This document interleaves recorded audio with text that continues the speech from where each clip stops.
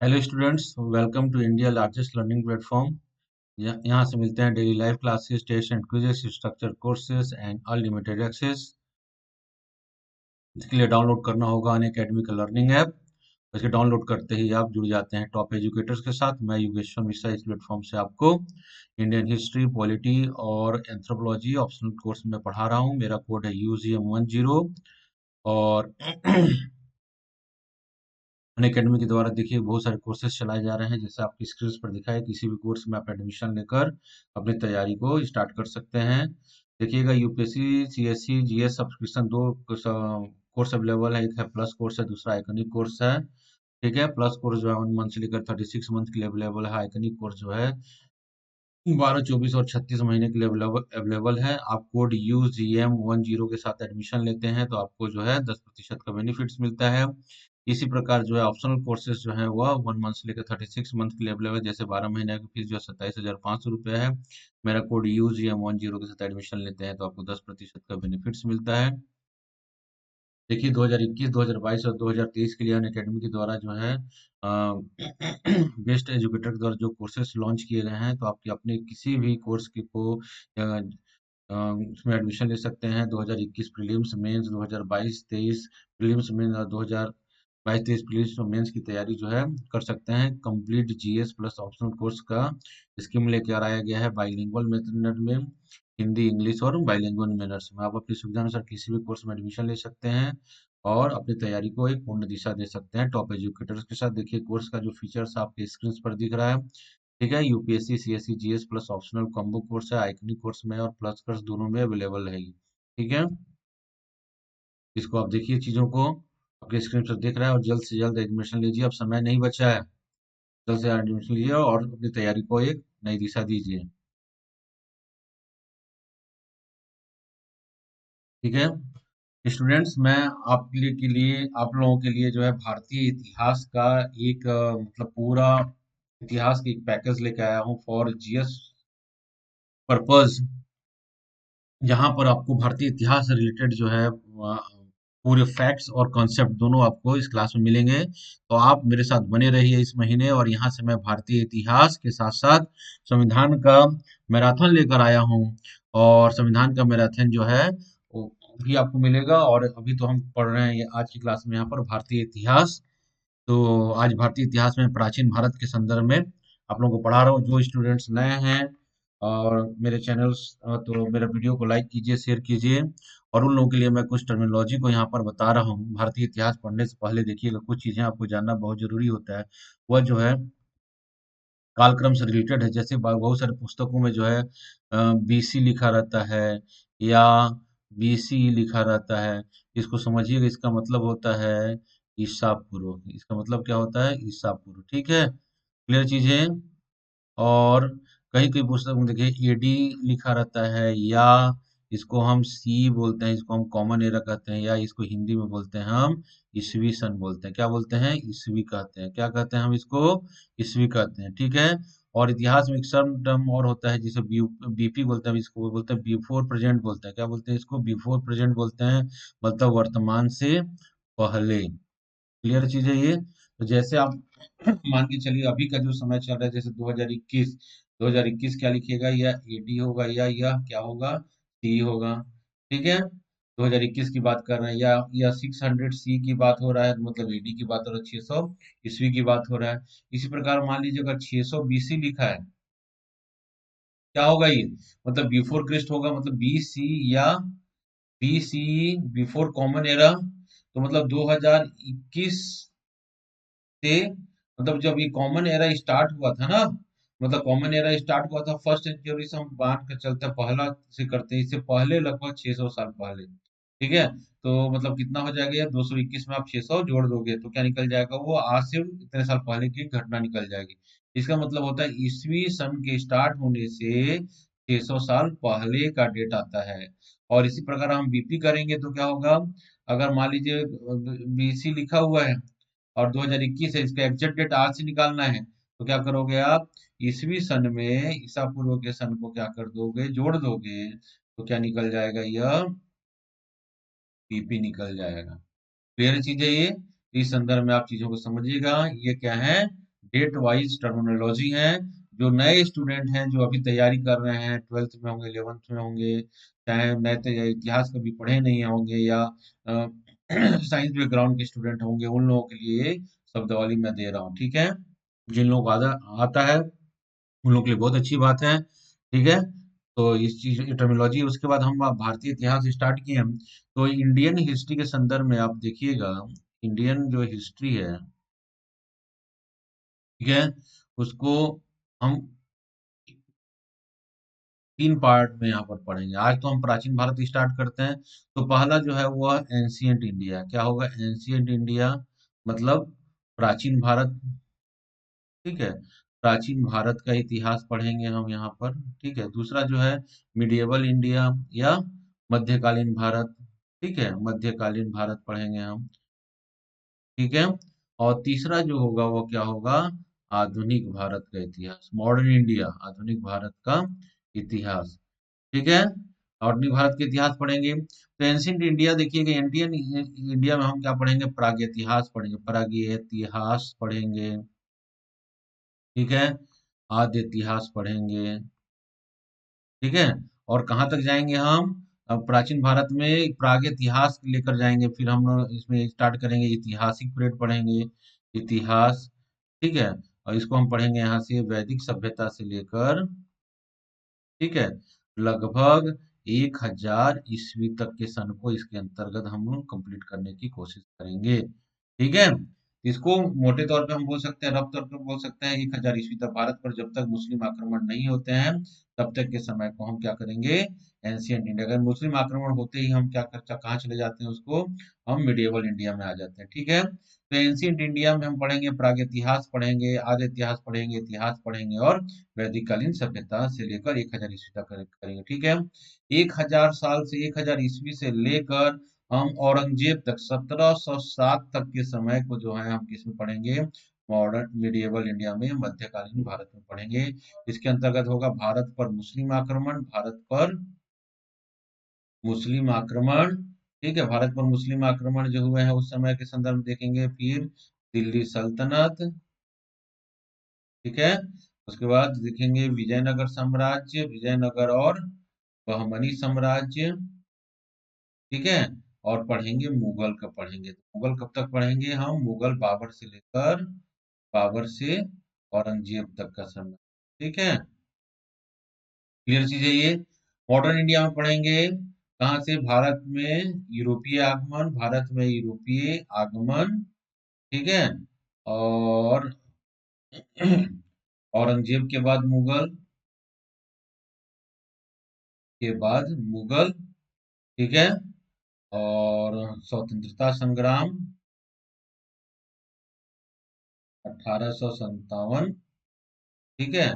फिर 1857 से लेकर 1919, फिर पढ़ेंगे 1919 से लेकर 1947। क्लियर चीज है ये। तो इस फेज में हम भारत के इतिहास को क्या करेंगे? कवर करने की कोशिश करेंगे। मोस्ट इंपॉर्टेंट टॉपिक्स और फैक्ट्स और कॉन्सेप्ट्स के साथ जो है हम क्लास को पूरा कंप्लीट करेंगे इस महीने। तो आप लोग जो है मेरे वीडियो को लगातार देखते रहे इंडियन हिस्ट्री के संदर्भ में, ठीक है। और आप लोगों के लिए जो है 2 मैराथन कोर्स मैं भारतीय संविधान पर लेकर आऊंगा इस महीने, तो उसको जरूर देखिएगा, ठीक है। इंडियन हिस्ट्री का एंशियंट इंडिया हो गया, प्राचीन भारत का इतिहास, प्राग इतिहास, आद्य इतिहास, ठीक है। तो कुछ बच्चों को जो है ये समझ में नहीं आ रहा होगा स्टूडेंट को कि प्राग इतिहास, आद्य इतिहास और इतिहास क्या होता है, उसको मैं अब डिटेक्ट कर देता हूँ। आज जो हमारा क्लास होगा हम प्रागैतिहासिक इंडिया के संदर्भ में पढ़ेंगे, ठीक है। तो जो टर्मिनोलॉजी हम बात कर रहे हैं, देखिएगा, प्री हिस्ट्री की बात कर रहे हैं, प्री हिस्ट्री की बात कर रहे हैं हम, या प्रागैतिहास की बात कर रहे हैं। तो नोट सोच लीजिए, समझ लीजिए इसको, प्रागैतिहासिक वह समय है जहां से हमको किसी प्रकार का रिटर्न मतलब एविडेंस नहीं मिलती, इतिहास के बारे में जो है रिटर्न एविडेंस नहीं मिलते हैं, नहीं मिलते हैं। मतलब यहाँ पर किसी प्रकार का रिटर्न एविडेंस नहीं है, ठीक है। इतिहास का निर्माण कैसे हो रहा है? इतिहास का निर्माण जो है तो वह पुरातात्विक साक्ष्यों के आधार पर हो रहा है, ठीक है। तो किस कहाँ आएगा? पाषाण मतलब काल में कहाँ से आएगा, पूरा पाषाण काल से लेकर, पूरा पाषाण काल से लेकर नवपाषाण काल, ठीक है, और ताम्र पाषाण काल। ठीक है, क्या आएगा, ताम्र पाषाण काल तक का समय जो है इसके अंतर्गत आएगा। किसके अंतर्गत आ जाएगा, प्री हिस्ट्री के अंतर्गत आ जाएगा। क्लियर चीज है ये, ठीक है। अब देखिएगा प्रोटो, दूसरा वाला प्री हिस्ट्री देखा, प्राग इतिहास। दूसरा जो है वह आद्य इतिहास, ठीक है। तो आद्य इतिहास या जिसको हम क्या बोलते हैं, प्रोटो हिस्ट्री कहते हैं। इस संदर्भ में देखिएगा, इतिहास का वह समय काल है जहां पर लिखित साक्ष्य हैं, लिखित साक्ष्य है, लेकिन दूसरा पढ़ा नहीं जा सका, पढ़ा नहीं जा सका है, मतलब इसको नहीं पढ़ पाए हैं। ठीक है, मतलब इतिहास का निर्माण क्या हो रहा है, हमारे लिखित, मतलब जो हमको पुरातात्विक साक्ष्य मिल रहा है, जो टूल्स यूज किए हैं, चाहे जो बर्तन सामग्री है, उसी के आधार पर क्या हो रहा है, इतिहास का निर्माण हो रहा है। लिखित साक्ष्य है, बट उसको हम अभी पढ़ नहीं पाए हैं। ठीक है, उसको हम क्या करें, अभी पढ़ नहीं पाए हैं। ठीक है, पढ़ा नहीं जा सका है। ठीक है, तो भारत के संदर्भ में सिंधु घाटी सभ्यता जो है वह इस कालखंड में आता है। ये क्वेश्चन कभी यूपीएससी या स्टेट पीएससी के एग्जाम में आया हुआ है। ठीक है, तीसरा जो है उसको हम क्या बोलते हैं, इतिहास कहते हैं, या इसको बोलते हैं हिस्ट्री कहते हैं। और यह वह फेज है जहां पर क्या है, रिटर्न एविडेंस मिल रहा है, रिटर्न साक्ष्य क्या है, प्राप्त है, और जिसको पढ़ा भी गया है, पढ़ा भी गया है, जा सकता है। ठीक है, तो भारत के संदर्भ में वैदिक सभ्यता से लेकर बिफोर प्रेजेंट, वर्तमान से पहले का समय, वर्तमान से पहले तक का समय जो है क्या कहलाता है, इतिहास के कालखंड में आता है, जहां से हमको रिटर्न एविडेंस मिल रहा है। क्लियर चीज है ये। तो आपने तीन टर्मिनोलॉजी देखा यहाँ पर, pre history, proto history and history. तो हिस्ट्री वो टाइम पीरियड है जहां पर रिटर्न साक्ष्य मिल रहा है, जिसको पढ़ भी पाए हैं। और भारत के संदर्भ में सिस्टमेटिक जो रिटर्न एविडेंस मिल रहा है, वैदिक सभ्यता संस्कृत से मिल रहा है। और जो है संस्कृति क्या है, वो आर्किक संस्कृति है, प्राचीन संस्कृत भाषा में लिखा गया है। ठीक है, तो उसको हम क्या करते हैं, पढ़ पा रहे हैं। क्लियर चीज है ये। तो प्री हिस्ट्री हो गया, आदि इतिहास हो गया, और इतिहास के संदर्भ में हो गया। ठीक है, तो जो नए स्टूडेंट हैं, जो पहली बार हिस्ट्री पढ़ रहे हैं, उन लोगों के लिए मैंने बताया कि इंडिया के इतिहास को हमने तीन भागों में बांट कर पढ़ेंगे। प्राचीन भारत का इतिहास, मध्यकालीन भारत के इतिहास, और आधुनिक भारत का इतिहास। प्राचीन भारत के इतिहास के अंतर्गत प्रागैतिहास इतिहास, आदि इतिहास, और वैदिक सभ्यता से लेकर 1000 ईस्वी तक हम लोग देखेंगे। लेकिन यह हम मान के चल रहे हैं, लेकिन भारत में जैसे ही मुस्लिम का आक्रमण होता है, हम मिडिवल इंडिया में आ जाते हैं। ठीक है, तो 1000 से लेकर अगर हम पूरा मुगल तक, औरंगजेब तक जो समय है, जिसमें दिल्ली सल्तनत, विजयनगर साम्राज्य और बहमनी भी इंक्लूडेड है, यह हम मिडिवल इंडिया के अंतर्गत पढ़ेंगे। और आधुनिक भारत में हम पढ़ेंगे यूरोपीय आगमन, औरंगजेब के बाद मुगल सम्राट, और 1857 से लेकर 1919 का समय, फिर 1919 से लेकर 1947 का समय को हम इसके अंतर्गत देखते हैं। तो बहुत सारी चीजें हैं जो है इसके अंतर्गत आपको पढ़ने के आधुनिक भारत के संदर्भ में मिलेगा। ठीक है, तो आद्य इतिहास और प्रागैतिहास इतिहास और इतिहास के संदर्भ में पढ़ा हमने। तो अब जो है अपने क्लास के मूल टॉपिक में आते हैं स्टूडेंट्स। आज जो है हम भारतीय इतिहास के अंतर्गत जो है प्राचीन भारत के इतिहास को हम देख रहे हैं। और प्राचीन भारत के इतिहास को अपने तीन खंडों में हम बांट के पढ़ेंगे। एक कौन सा है, प्रागैतिहास, दूसरा आद्य इतिहास, और तीसरा जो है इतिहास के अंतर्गत पढ़ेंगे हम क्या, वैदिक सभ्यता से लेकर कहाँ तक, 1000 ईस्वी तक के समय को हम यहाँ पर देखेंगे। क्लियर चीज है ये। तो हम स्टार्ट कर रहे हैं।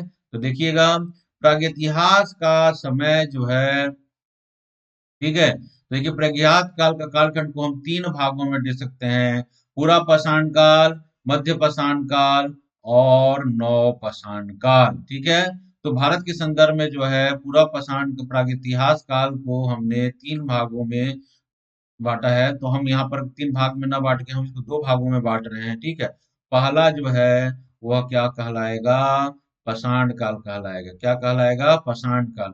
और दूसरा जो कहलाएगा वह ताम्र पाषाण काल का समय कहलाएगा। ठीक है, प्रागैतिहास वह समय है जहां पर किसी प्रकार के रिटन एविडेंस हमको नहीं मिल रहे हैं, उस समय को हम क्या कह रहे हैं, प्रागैतिहास काल कह रहे हैं। क्लियर चीज है ये। तो यहाँ पर है दो कालखंड बांटे हमने प्रागैतिहास को। एक बोला कहा कहा पाषाण एज कहा, और दूसरे को हमने क्या कहा, ताम्र पाषाण काल कहा। ठीक है, तो पाषाण काल के अंतर्गत तीन है, पूरा पाषाण काल, मध्य पाषाण काल और नव पाषाण काल है। क्लियर चीज है ये। तो पूरा पाषाण काल जो है बहुत लंबा समय चला है, लगभग 5 लाख से लेकर 10,000 ईसा पूर्व तक का समय जो है, यह 10,000 ईसा पूर्व का जो समय है वह पैलियोलिथिक एज का रहा है। ठीक है, मध्य पाषाण काल का जो समय है वह 10,000 ईसा पूर्व से लेकर 7,000 पूर्व, और भारत में कहीं कहीं यह 4,000 ईसा पूर्व तक भी देखा गया है। क्लियर चीजें। नौ पाषाण भारत के संदर्भ में देखेंगे, ये 9,000 ईसा पूर्व तो विश्व के संदर्भ में है, भारत के संदर्भ में देखेंगे नौ पाषाण काल तो 7,000 से लेकर 2500 ईसा पूर्व, और कहीं कहीं जो है वह 1,000 ईसा पूर्व तक, खासकर नॉर्थ ईस्ट स्टेट में 1,000 ईसा पूर्व तक के समय में भी मानव जो है नवपाषाण काल की तरह ही रह रहा था। ठीक है, तो यह अभी मन में कभी मत लाइएगा कि पूरा पाषाण काल खत्म होता है तब मध्य पाषाण काल आया और फिर नवपाषाण काल आया। तो भारत में ऐसे बहुत सारे जगह थे कि लोग जो हैं वह पूरा पाषाण काल में रह रहे थे, दूसरी जगह जो है वो मध्य पाषाण काल स्टार्ट हुआ, और कुछ जगह जो है मध्य पाषाण काल में लोग रहे हैं, तो दूसरी जगह जो है नव पाषाण काल प्रारंभ हो चुका था। ठीक है, तो ये नहीं है कि ये खत्म हो गया तो ये स्टार्ट हुआ और ये खत्म हुआ तो ये स्टार्ट हुआ। ठीक है, सभ्यताएं जो हैं एक दूसरे को क्या करती हैं, ओवरलैप करती हैं। क्लियर है चीजें। तो एग्जैक्ट खत्म होने का नहीं होता, उससे पहले ही क्या होता है, वह स्टार्ट हो जाता है। इस बात को आप लोग ध्यान में रखिएगा। क्लियर है चीजें ये। तो आज हम लोग प्रागैतिहास को हम पढ़ रहे हैं, और उसमें प्रागैतिहास को सबसे पहले जो पढ़ेंगे हम पाषाण काल को पढ़ेंगे। और पाषाण काल को जो है तीन भागों में बांटा गया, पूरा पाषाण काल, मध्य पाषाण काल और नव पाषाण काल। ठीक है, क्लियर चीजें ये। ठीक है, अब देखें हैं पूरा पाषाण काल की हम बात करते हैं। पूरा पाषाण काल को भी उसने तीन भागों में बांटा गया है। कौन कौन से भाग हैं तो देखिएगा, यहाँ पे आपके बना रहा हूँ।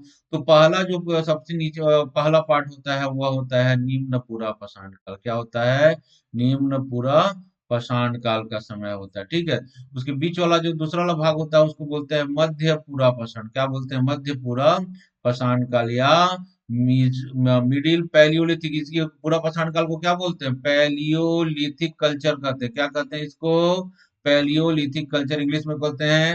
और इसको बोलते हैं लोअर पैलियोलिथिक कल्चर, इसको बोलते हैं मिडिल पैलियोलिथिक कल्चर, और तीसरा जो प्रमुख पार्ट होता है उसको बोलते हैं उच्च पूरा पाषाण काल। ठीक है, पाषाण काल, उच्च पूरा पाषाण काल, इसको बोलते हैं अपर पैलियोलिथिक कल्चर के नाम से इसको जाना जाता है। ठीक है, इन तीनों के संदर्भ में हम आज की क्लास को करेंगे।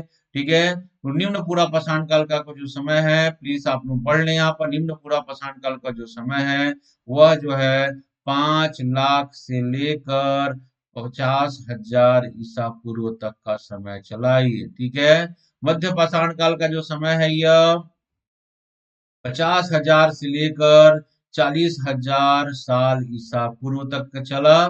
ठीक है, और अपर पैलियोलिथिक जो है 40,000 साल से लेकर 10,000 साल तक का जो समय है वह जो है अपर पैलियोलिथिक कल्चर के संदर्भ में है। ठीक है, तो निम्न पूरा पाषाण काल के संदर्भ में आप देखते हैं, तो निम्न पूरा पाषाण काल के संदर्भ में देखेंगे तो देखिएगा निम्न पूरा पाषाण काल की जो बेसिक फीचर है, इस समय मानव का जीवन क्या था, अस्थिर था। ठीक है, मानव क्या था, नोमेडिक या घुमंतु जीवन जब व्यतीत करता था। वह रिवर्स वैलीज में रहता था। आवास, भोजन और वस्त्र की यहाँ पर व्यवस्था नहीं थी। वह जो है शिकार करता था, भोजन का संग्रह करता था, और मछली पकड़ कर क्या करता था, वह भोजन प्राप्त करता था। ठीक है, गुफाओं में रहता था।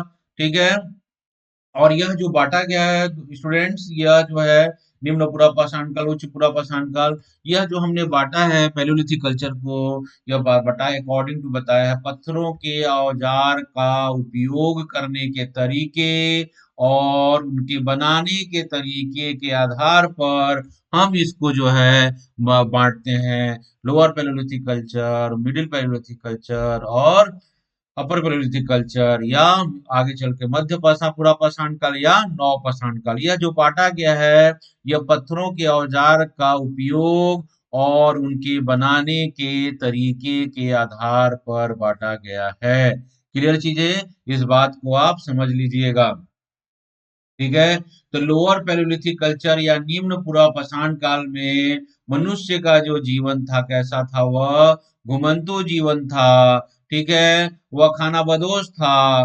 भोजन के लिए वह इधर उधर भटकते रहता था, और भोजन जो है मतलब उसकी अर्थव्यवस्था जो है खाद्य संग्रह पर, शिकार पर और मछली पकड़ने पर आधारित था।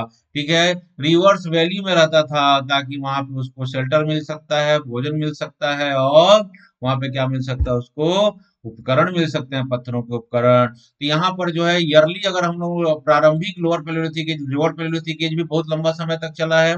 मनुष्य जो है सबसे लंबे समय अगर व्यतीत किया है तो इसी कालक्रम में व्यतीत किया है, सबसे लंबा समय चला है। कहाँ चला ये, 5 लाख से लेकर 50,000 ईसा पूर्व तक का समय जो है इसके अंदर वह व्यतीत किया है।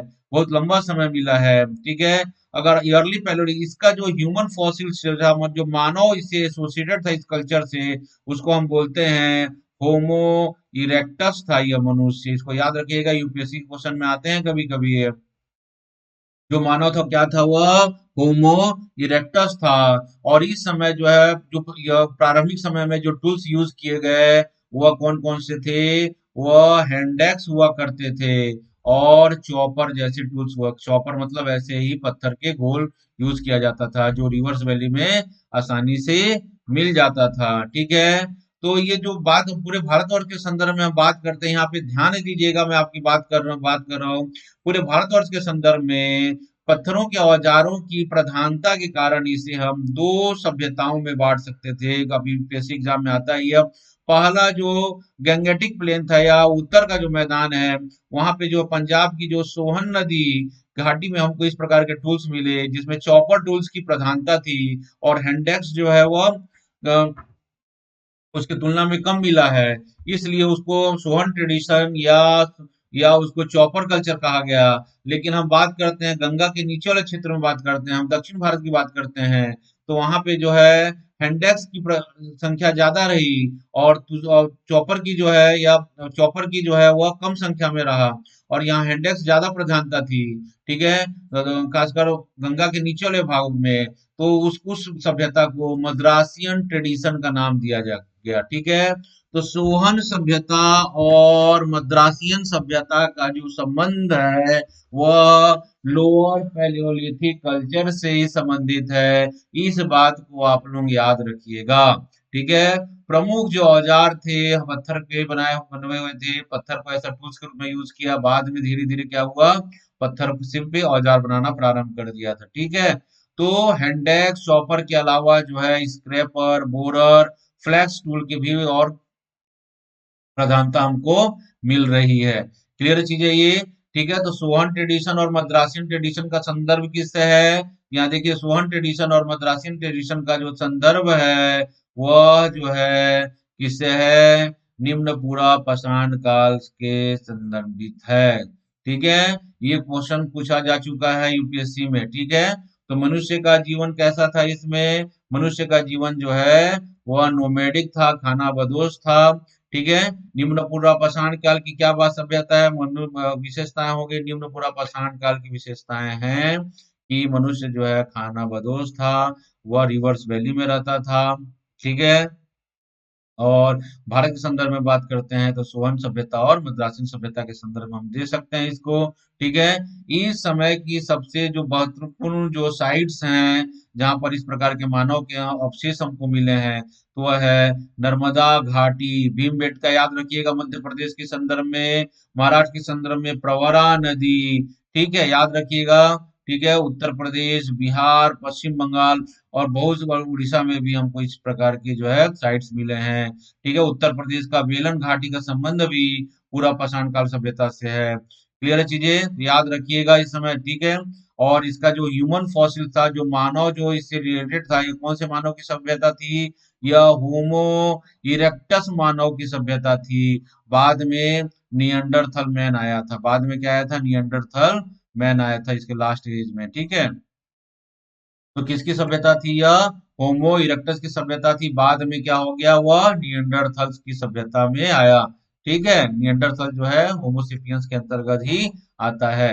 ठीक है, आप इसको ऐसे जान सकते हैं। क्लियर चीज, ज्यादा टेक्नोलॉजिकली मत जाइए आप लोग, नहीं तो कंफ्यूजन ज्यादा हो जाएगा।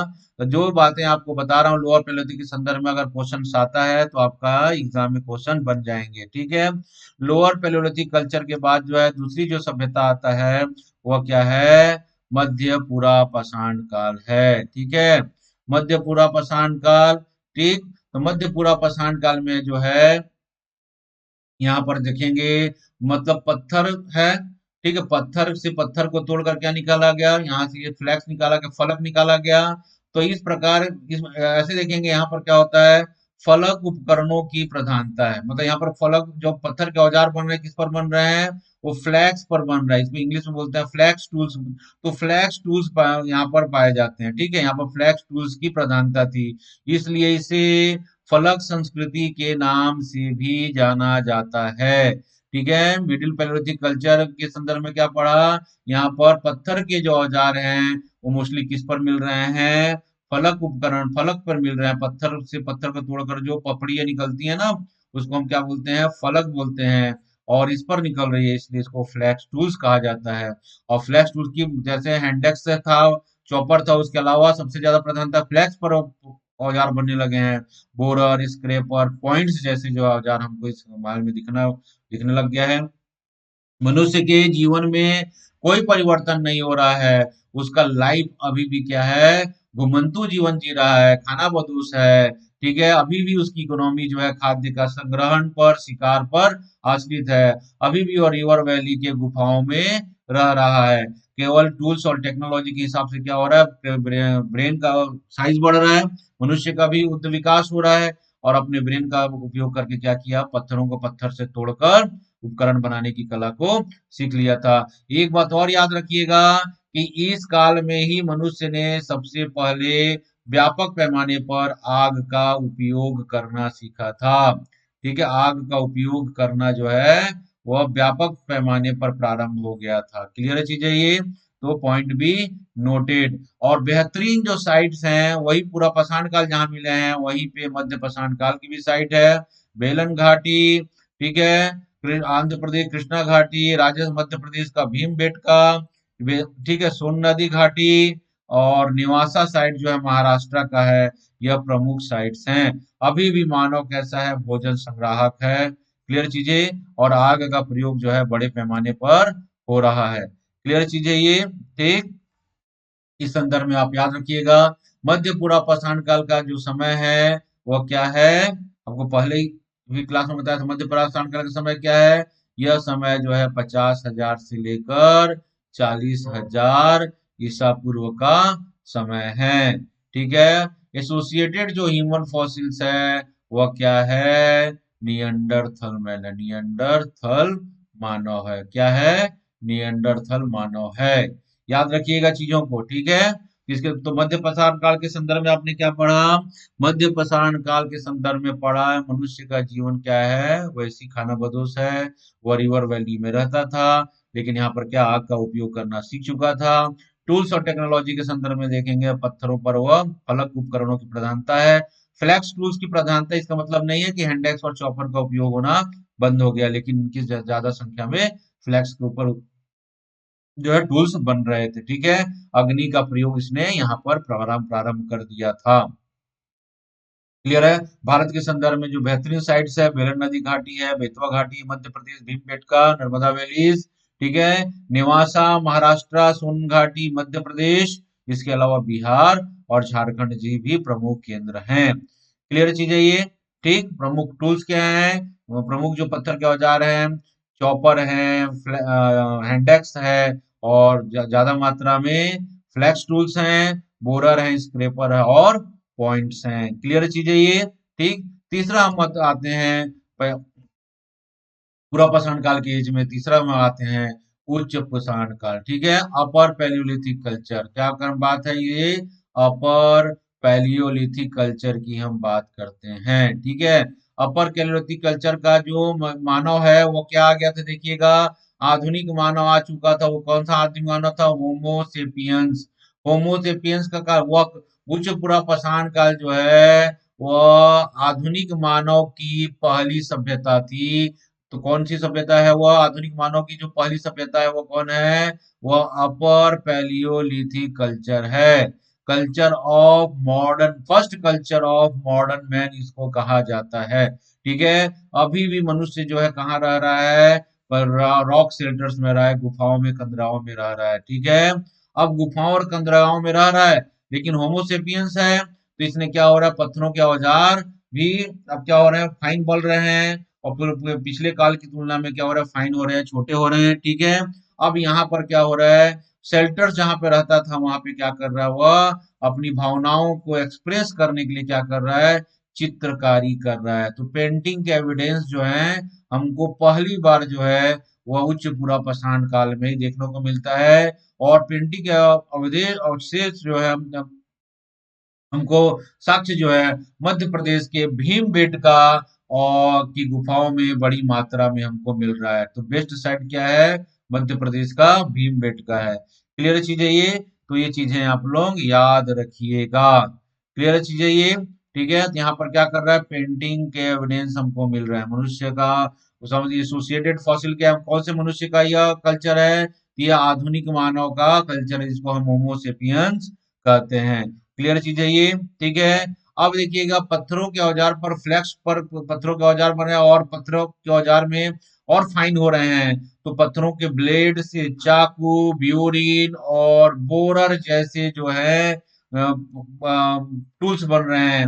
इसलिए इसको यहाँ पर ब्लेड और ब्यूरिन की संख्या सबसे ज्यादा है, इसलिए अपर पैलियोलिथिक कल्चर को ब्लेड ब्यूरिन कल्चर भी कहा जाता है।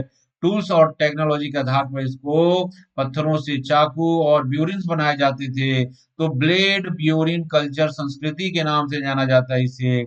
और यह होमोसेपियंस की क्या है, संस्कृति है। ठीक है, यहाँ अभी भी मनुष्य क्या रहा है, गुफाओं में रह रहा है, खंडहरों में रह रहा है। अभी भी वह खाद्य का क्या कर रहा है, संग्रहण कर रहा है, शिकार कर रहा है, इसके माध्यम से अपने क्षुधा की पूर्ति करता है। क्लियर चीज है ये।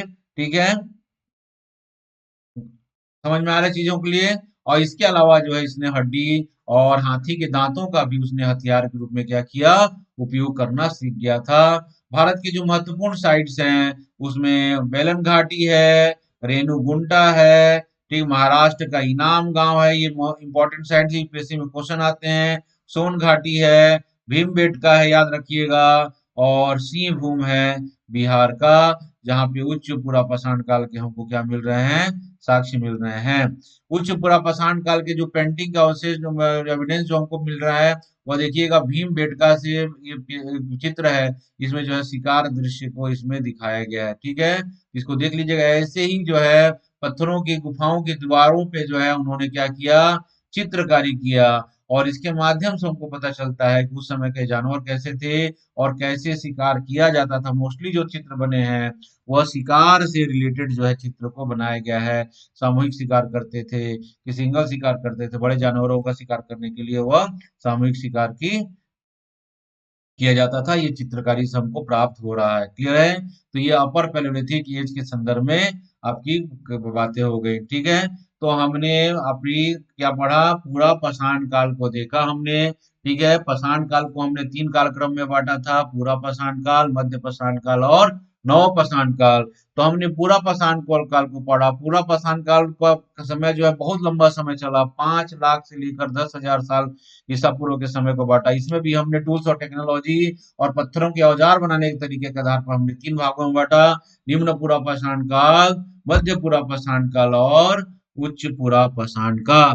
ठीक है, आधुनिक मानव की जो पहली सभ्यता है कौन सी है, वह उच्च पूरा पाषाण कालीन संस्कृति है। क्लियर चीज है ये। ठीक, अब नेक्स्ट हम आते हैं मीजोलिथिक कल्चर के ऊपर आते हैं। तो मध्य पूरा पाषाण काल जो है उसका समय जो है भारत के संदर्भ में जो है लगभग 10,000 साल से लेकर 4000 ईसा पूर्व तक का समय जो है वह मध्य पाषाण काल के संदर्भ में हम देख सकते हैं।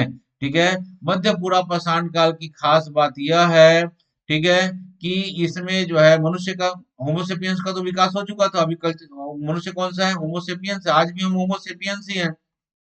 धीरे धीरे क्या हो रहा है, बुद्धि का उपयोग करना सीख गया है। अब यहाँ पर जो पत्थर के औजार क्या हो गया, उनकी साइज जो है, पत्थर के औजार की जो साइज है, आकार जो है, वह क्या हो रहा है, छोटा हो गया है। और औजार जो है और कैसे हो गए, फाइन हो गए हैं। ठीक है। छोटे औजारों की प्रधानता के कारण इसको बोलते हैं माइक्रोलिथिक कल्चर भी कहा जाता है। ठीक है। सूक्ष्म पाषाण कालीन संस्कृति भी इसे कहा जाता है। क्या कहा जाता है? सूक्ष्म पाषाण कालीन संस्कृति भी कहा जाता है। क्लियर है चीजें ये? इसको सूक्ष्म पाषाण कालीन संस्कृति कहते हैं। ज्यामितीय आकार के पत्थरों के औजारों की प्रधानता हो रही है। कैसे हो रही है? ज्यामितीय आकार के पत्थरों के औजारों की प्रधानता। ठीक है। मतलब कैसे? चतुर्भुजाकार, समलंब चतुर्भुजाकार, देखिए स्पीयर शेप्ड, ठीक है, triangle shape, half lunar shape, circle है। ठीक है। इस प्रकार के जो है ज्यामितीय आकार के पत्थरों का जो है प्रधानता हो रही है। पत्थरों की साइज क्या है, अपेक्षाकृत क्या है, छोटे हैं, इसलिए इसको क्या कहते हैं? सूक्ष्म पाषाण कालीन संस्कृति भी इसको कहा जाता है। ठीक है। भारत के संदर्भ में लगभग 400 ईसा पूर्व तक जो है, 10,000 से लेकर 4,000 ईसा पूर्व के संदर्भ में इसको देख सकते हैं। ठीक है। भारत के संदर्भ में यह, ठीक है, इस काल को कह सकते हैं। इस काल की सबसे प्रमुख जो विशेषता है मध्य पाषाण काल की, नोट कर लीजिए। मध्य पाषाण काल की सबसे प्रमुख जो बात है वह है आपका, याद नोट कर लीजिए, यहाँ पर पशुपालन जो है वह बड़े पैमाने पर प्रारंभ हो गया था। ठीक है। पशुपालन जो है यहाँ पर प्रारंभ हो, जंगली जानवरों को जो है पालतू बनाने की प्रक्रिया प्रारंभ हो गई थी। वह पहला पशु जिसे पालतू बनाया गया था वह कौन है? डॉग है, और यह कुत्ता है। क्लियर चीजें तो याद रख लीजिएगा।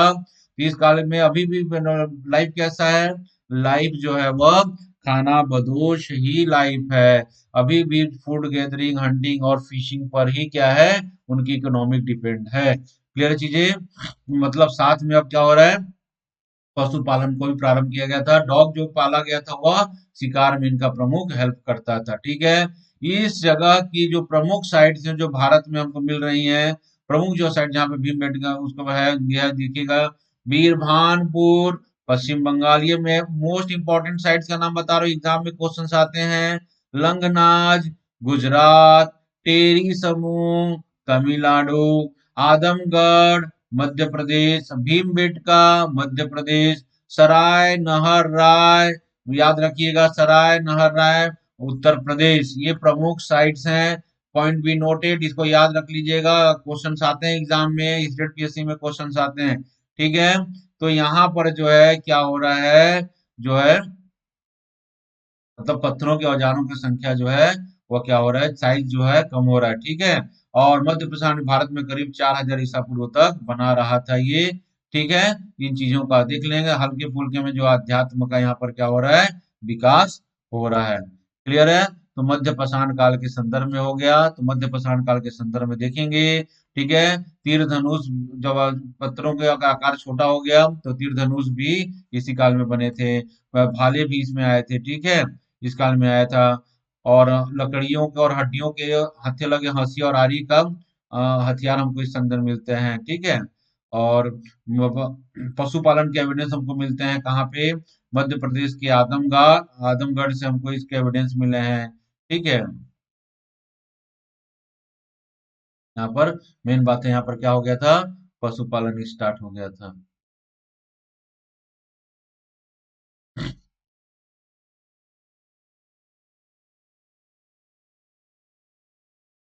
हम्म।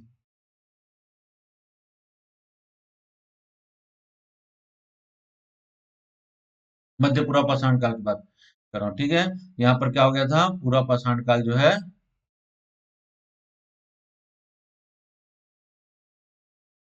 मध्य पाषाण काल के संदर्भ में देख रहा। तो बेस्ट साइट जो है कौन कौन सा है? बिरभानपुर है, लंगनाज है, टिहरी है।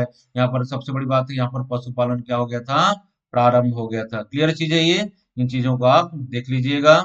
ठीक है।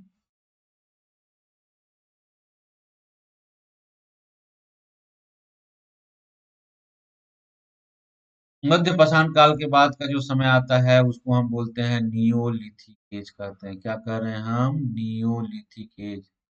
ठीक है। नियोलिथिक एज हम कर रहे हैं तो इसका मतलब नियो का मतलब होता है नया, लिथिक मतलब नए प्रकार से पत्थरों के औजार। ठीक है। पत्थरों के जो औजार बन रहे हैं उसकी टेक्निक क्या है? नई टेक्निक है, नई टेक्नो तकनीकी क्या है उसकी? नया है। मतलब यहाँ पर क्या हो रहा है? पत्थरों के औजार को घिस कर, चमका कर, घि- घिस कर और चमका कर जो है पत्थरों के नए प्रकार के औजार बनाए जा रहे हैं। Grinding and polishing start here. ठीक है। भारत के संदर्भ में जो है यह 7,000 से 2,500 और कहीं कहीं जो है हमको 1,000 ईसा पूर्व तक का भी समय में हमको देखा गया है। अगर ओवरऑल बोला जाए तो भारत में इसका समय जो है 5,000 से लेकर 2,500 ईसा पूर्व और कहीं कहीं जो है 1,000 ईसा पूर्व तक भी हमको नौपाषाण या नियोलिथिक के हमको प्रमाण मिलते हैं, खासकर नॉर्थ ईस्ट में के साइड में। ठीक है। तो पत्थरों के जो है, लेकिन आप एग्जाम में 7,000 से लेकर 2,500 और 1,000 साल तक भी कहीं कहीं इसको देख सकते हैं। ठीक है।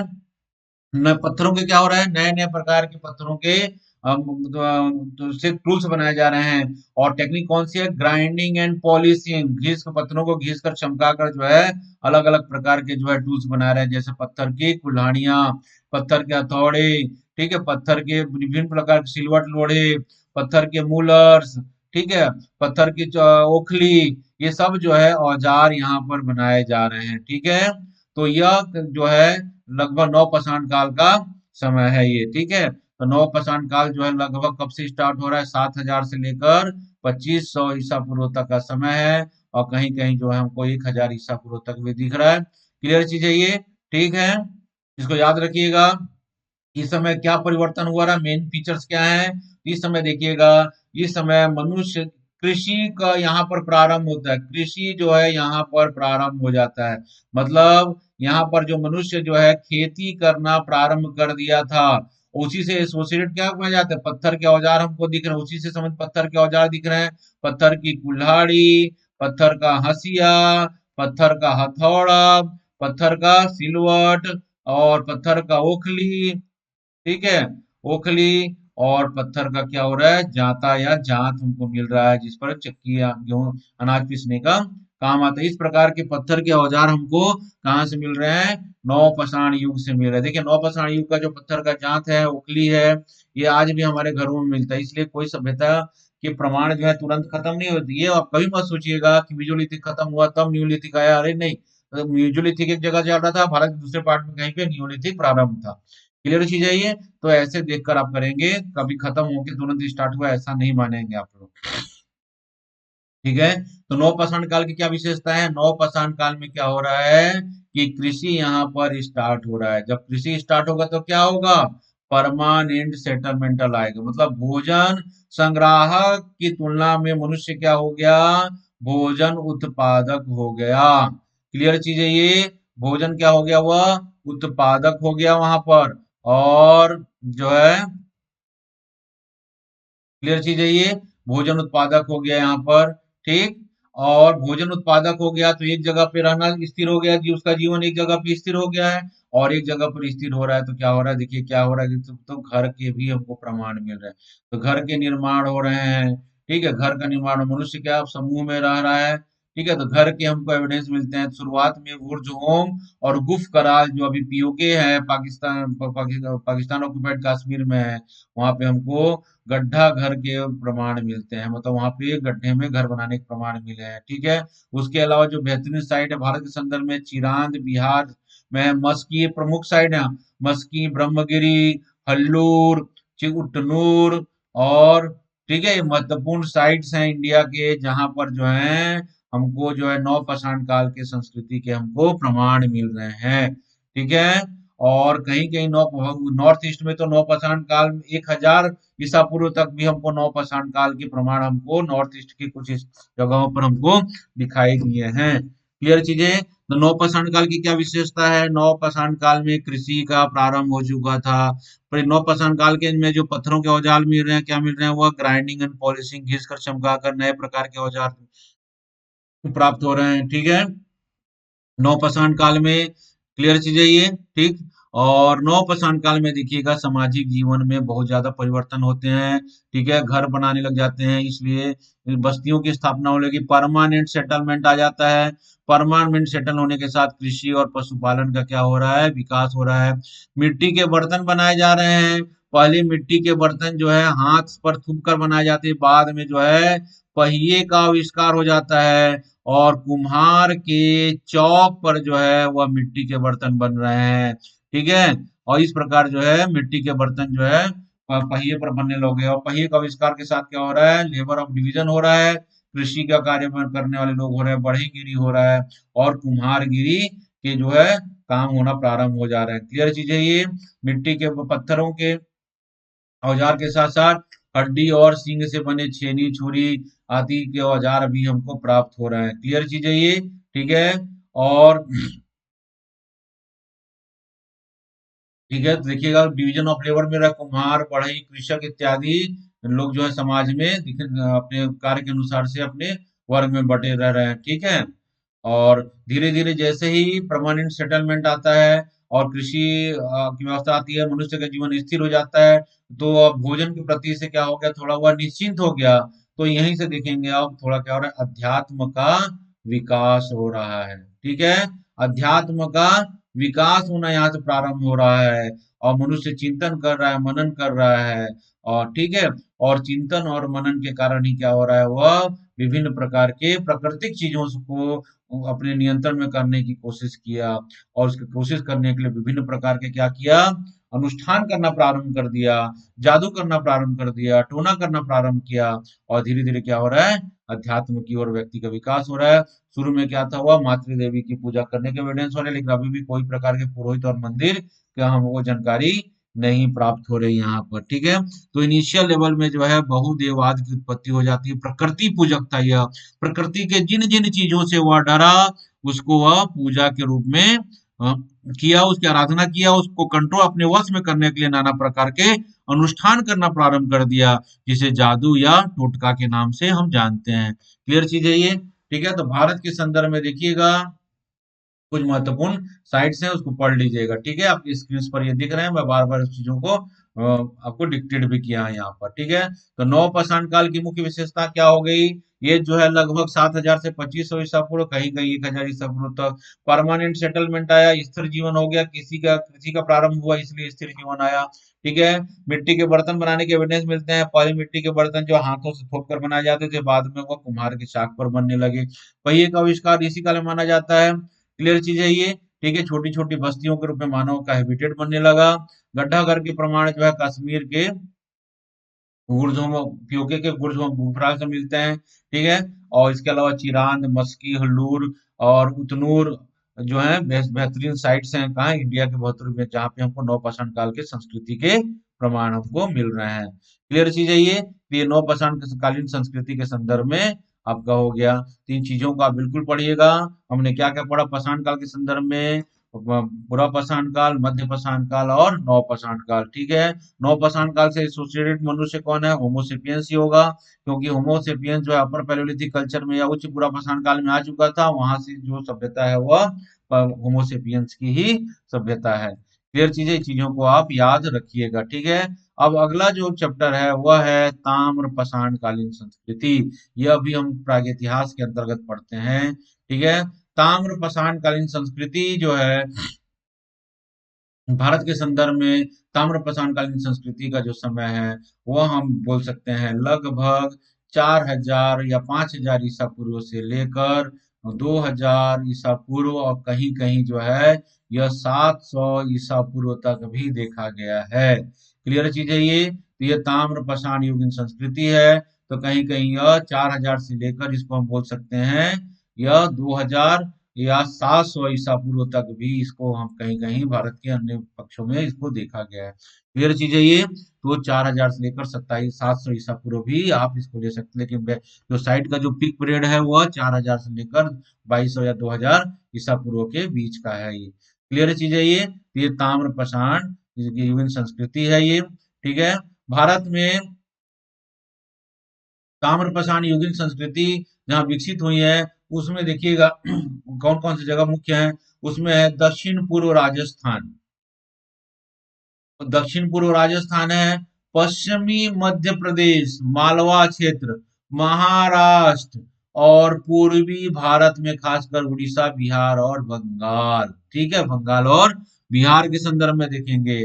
ठीक है। तो भारत में जो बेहतरीन साइट्स हैं, जगह है दक्षिण पूर्व राजस्थान, पश्चिमी मध्य प्रदेश, महा और पूर्वी भारत। चालकोलिथिक, चाल का मतलब होता है कॉपर, क्या मतलब होता है कॉपर, और स्टोन लिथी का मतलब होता है स्टोन, मतलब तांबा के औजारों के साथ साथ हमको पत्थर के भी औजार मिल रहे हैं। तो ऐसी टेक्निक को हम क्या कहते हैं, इसके समय को क्या कहा हमने, ताम्र पाषाण कालीन संस्कृति कहा है। क्लियर है चीज है ये। तो इस संदर्भ में आप यहाँ पर देख लीजिएगा ताम्र पाषाण कालीन संस्कृति। ठीक है। तो कहाँ कहाँ पाए जा रहे हैं यह, दक्षिण पूर्व राजस्थान, पश्चिमी मध्य प्रदेश और पूर्वी भारत में पाए इसके प्रमाण मिले हैं। ठीक है। और राजस्थान के बनास घाटी के में आहार संस्कृति और गिलुंद जो है वह बेहतरीन साइट्स हैं। ठीक है। क्लियर चीजें। मिट्टी के बर्तन जो बन रहे हैं वह कैसे हैं, ब्लैक एंड रेड कलर से हैं, जिसको बोलते हैं काले और लाल रंग के मृद भांड का प्रयोग हो रहा है। ठीक है। पत्थर के औजारों की प्रधानता है यहाँ पर। उसके अलावा ताम्र के उपकरण भी पाए जा रहे हैं। तांबे की खानों से तांबा प्राप्त कर उससे गलाया जाता था, और विभिन्न प्रकार के उपकरण और आभूषण यहाँ बनाए जाते थे, जैसे अंगूठी, चूड़ी, कुल्हाड़ी इत्यादि। तांबे के उपकरण यहाँ समूह मध्य प्रदेश और दक्षिण भारत में भी भेजे जाते थे, कहाँ से, राजस्थान से। कृषि, पशुपालन, मूर्ति निर्माण और ऑर्नामेंट्स या गहने निर्माण के भी हमको प्रमाण मिलते हैं। मध्य प्रदेश का जो साइट्स है, कायथा साइट्स है, एरन साइट्स है, और महाराष्ट्र का जो नवादा टोली है, सबसे प्रमुख साइट्स हैं ये। ठीक है। यहाँ से हमको विभिन्न प्रकार के हमको कॉपर पर और पत्थर पर बने हुए टूल्स इस समय के हमको मिले हैं। ठीक है। यहाँ पर बस्ती बस्ती होती थी, खेती की जाती थी। तांबे के उपकरण तथा गेहूं, मसूर, चना, मटर, खेसारी और चावल की खेती के भी हमको प्रमाण मिल रहे हैं। बंगाल की साइड से हमको, या बिहार बिहार की साइड से हमको जो है कॉपर का मछली मारने का हुक्स मिला है, और वहां पे राइस के प्रमाण मिल रहे हैं। तो ये हम कह सकते हैं कि बंगाल में ताम्र पाषाण काल के लोग जो है मछली भात खाते थे, जो आज भी सही है। इसका प्रमुख साइट देखिएगा नासिक, जोरवे, नेवासा और दैमाबाद, यह महाराष्ट्र की साइट्स हैं। ठीक है। इनाम गांव, इस ये प्रमुख साइट्स हैं यहाँ पे। ठीक है। और यहाँ पे तांबे के बहुत सारे बर्तन हमको मिले हैं, तांबा का हमको कलश भी मिला है। ठीक है। फसल भी उगाया जाता था यहाँ पर, जहाँ ज्वार बाजरा की खेती हो रही है। ठीक है। तो ये प्रमुख साइट्स हैं। प्रमुख साइट्स मध्य भारत के संदर्भ में देखेंगे तो भारत के संदर्भ में यह राजस्थान, मध्य प्रदेश, महाराष्ट्र, और इधर जो है बाद में ये बिहार और बंगाल के क्षेत्र में जो है ताम्रपाषाण कालीन की हमको साक्ष्य मिलते हैं। ये बेहतरीन साइट्स हैं कहाँ की, यह ताम्रपाषाण कालीन संस्कृति के। ठीक है। तो ये साइट्स हैं यहाँ पर। क्लियर चीजें, ये तो ताम्रपाषाण कालीन संस्कृति के ये साइट्स हैं। ठीक है। तो ताम्रपाषाण कालीन संस्कृति के संदर्भ में कुछ हम देख लेते हैं। ठीक है। तो ताम्रपाषाण कालीन अवस्था में देखिएगा पूर्वी राजस्थान, मध्य प्रदेश के पश्चिमी भाग, पश्चिमी महाराष्ट्र और पूर्वी भारत में इसके महत्वपूर्ण साइट्स हैं। ठीक है। और यह जो स्टोन एज है भारत के संदर्भ में लगभग 4000 से लेकर 2000 ईसा पूर्व, और कहीं कहीं जो है यह 700 ईसा पूर्व तक भी हमको इसके प्रमाण मिले हैं। ठीक है। और देखिएगा दक्षिण पूर्व राजस्थान में बनास घाटी के जो आहार संस्कृति है, गिलुंद नामक स्थानों की खुदाई से की गई है। मालवा और एरन स्थानों पर भी खुदाई का कार्य संपन्न हुआ, जो पश्चिमी मध्य प्रदेश में स्थित है। ठीक है। पश्चिमी महाराष्ट्र में व्यापक उत्खनन से अहमदनगर की जोरवे और नेवासा महत्वपूर्ण साइट है। जोरवे, नेवासा और दैमाबाद में भी हमको ताम्रपाषाण कालीन संस्कृति के प्रमाण मिलते हैं, जिसको हम जोरवे संस्कृति कहते हैं। क्लियर है चीजें? इस संस्कृति का समय जो हमको बात कर जोरवे का समय हमको बात करता है, वो लगभग 14 से लगभग 700 ईसा पूर्व के समय की बात है। क्लियर चीजें ये? तो आप इसको देख लीजिएगा। हर संस्कृति का अपना क्या है, ये कालक्रम है, इसके बीच में क्या है, वह फली फूली है। ठीक है, तो यहाँ पर देखिएगा मिट्टी के बर्तन बन रहे हैं, चाक पर बन रहे हैं, लाल और काले रंग के मृतभांड यहाँ पर पाए जा रहे हैं।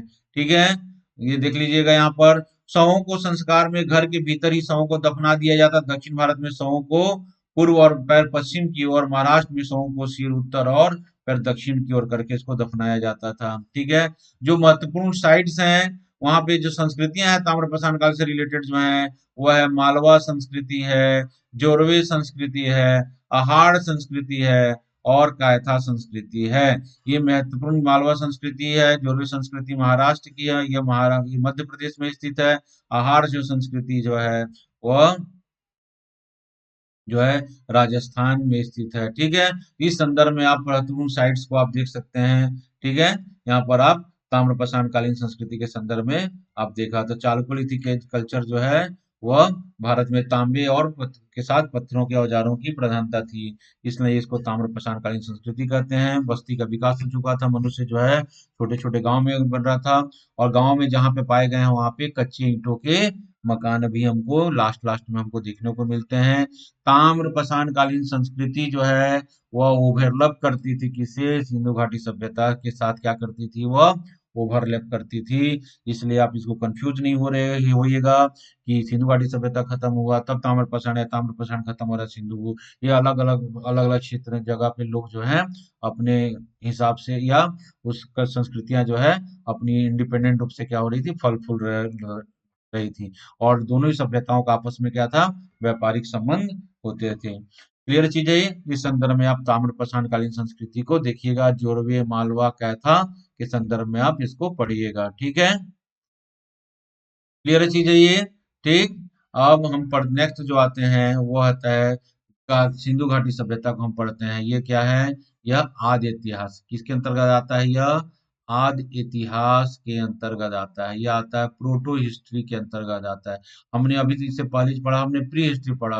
और सिंधु घाटी सभ्यता का अगर कालक्रम बोले तो अगर मोटे तौर पर देखेंगे तो यह 2500 से लेकर 1500 ईसा पूर्व का यह समय आता है। क्लियर चीजें? मोटे तौर पर देखा जाए तो 2500 से 1500 ईसा पूर्व। ठीक है, लेकिन इसका जो ऐसे हम कालक्रम देख रहे हैं, इसका ऐसे जो कालक्रम है वो क्या है,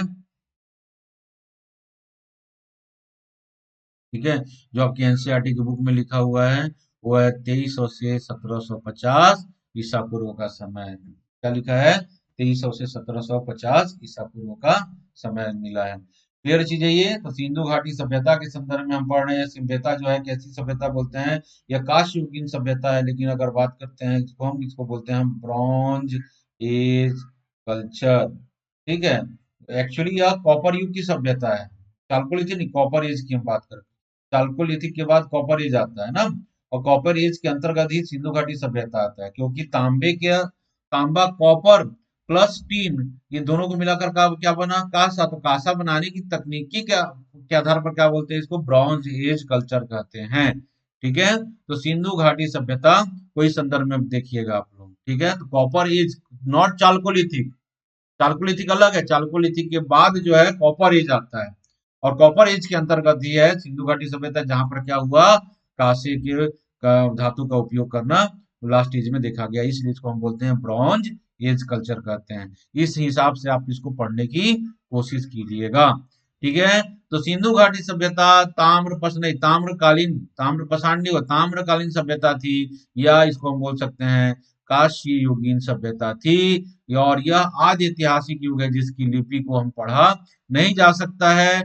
हड़प्पा संस्कृति की जानकारी का स्रोत जो है पुरातात्विक खुदाई से है। ठीक है, यह संस्कृति, सिंधु घाटी सभ्यता की संस्कृति जो प्रकाश में आई वह 1921 में आई, और यह हड़प्पा साइट को खोजा खोजा जा रहा था जॉन मार्शल के नेतृत्व में। ठीक है, यहाँ के जो आर्कियोलॉजिस्ट डायरेक्टर थे वो कौन थे, जॉन मार्शल के नेतृत्व में जो हड़प्पा संस्कृति को खोजा रहा था।